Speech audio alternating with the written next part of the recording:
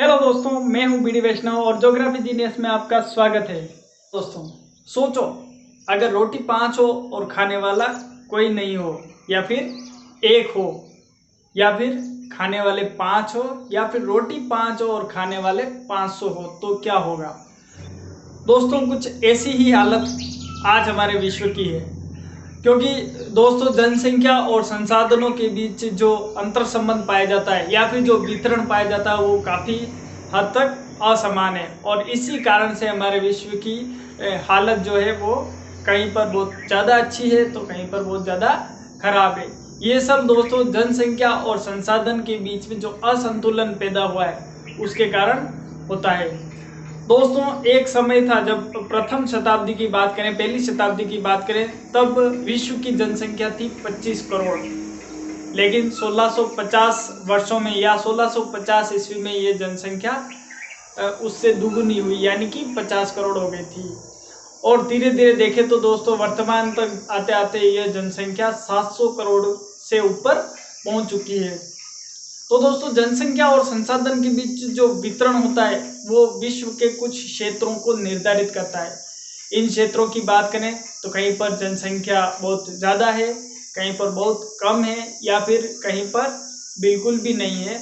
वहाँ पर जो संसाधन पाए जाते हैं उनकी तुलना में।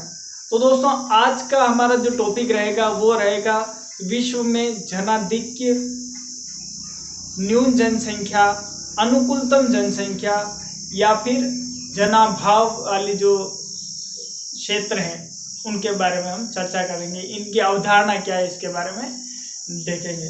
दोस्तों सिर्फ जो जनसंख्या और संसाधन के जो समस्या है वो सिर्फ जनसंख्या और संसाधन के कारण ही संभव नहीं है, यह वहाँ की सामाजिक, सांस्कृतिक और राजनीतिक जो स्थिति होती है उसके कारण भी ऐसी स्थितियाँ आ सकती है। अतः किसी भी देश की जनसंख्या और संसाधन की व्याख्या में इन सभी कारणों को सम्मिलित करना आवश्यक होता है। दोस्तों जनसंख्या और संसाधन के बीच में पूर्ण रूप से संतुलन पैदा करना बहुत ही कठिन है, लेकिन इतना संभव है कि हम जनसंख्या को अनुकूलतम बना सकते हैं। इस अनुकूलतम जनसंख्या से अगर विचलन होता है तो या तो जनाधिक्य की अवधारणा पैदा होती, या फिर न्यून जनसंख्या की, या जीरो पॉपुलेशन, या फिर शून्य जनसंख्या की अवधारणा पैदा होती है।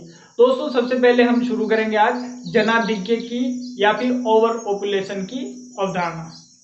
दोस्तों जब किसी क्षेत्र की जनसंख्या उस क्षेत्र की पोषण क्षमता से आगे निकल जाती है तो उसे जनाधिक्य क्षेत्र या जनसंख्या आधिक्य अवधारणा कहा जाता है। दोस्तों मैंने उदाहरण दिया था कि 5 रोटी और 500 व्यक्ति।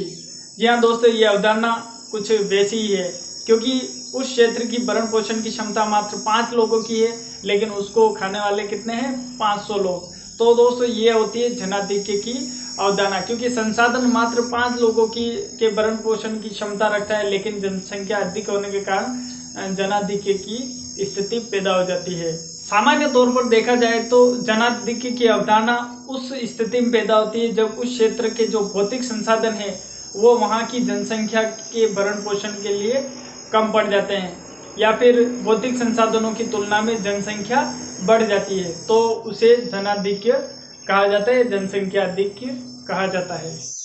दोस्तों जनसंख्या आधिक्य 2 प्रकार से हो सकता है, एक तो निरपेक्ष जनसंख्या आधिक्य और दूसरा सापेक्ष जनसंख्या आधिक्य।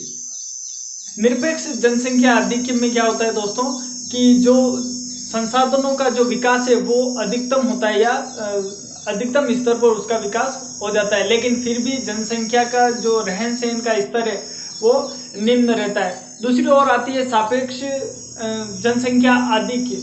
अगर इसकी बात करें तो इसमें ये होता है कि जो वर्तमान में जो उत्पादन क्षमता है वो जनसंख्या वृद्धि के अनुरूप नहीं हो पाती है और जीवन स्तर निम्न रहता है।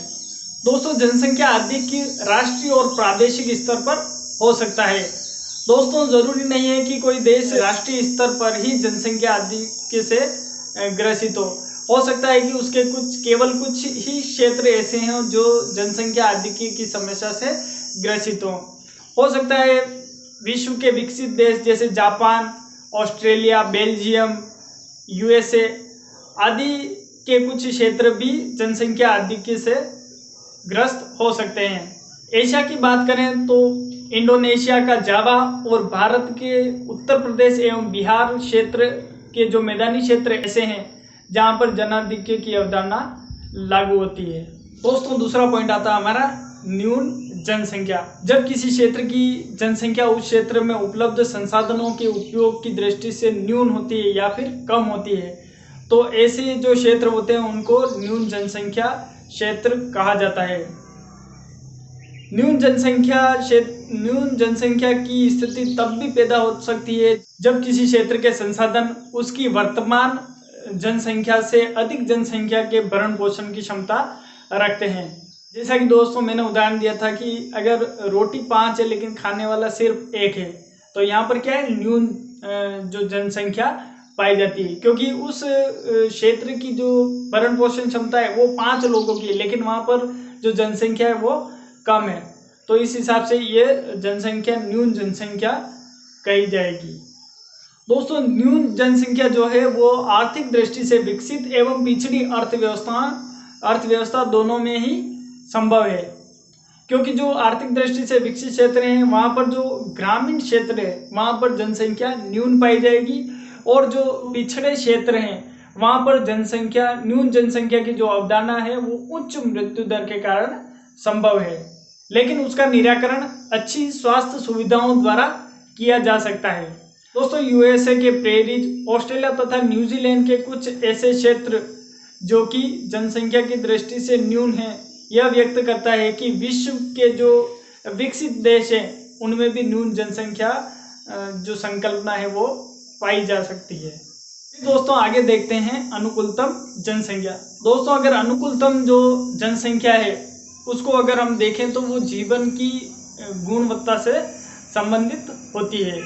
किसी क्षेत्र की अनुकूलतम जनसंख्या उसको कहा जाता है जिसकी जीवन की गुणवत्ता है वो बहुत ही उच्च होती है।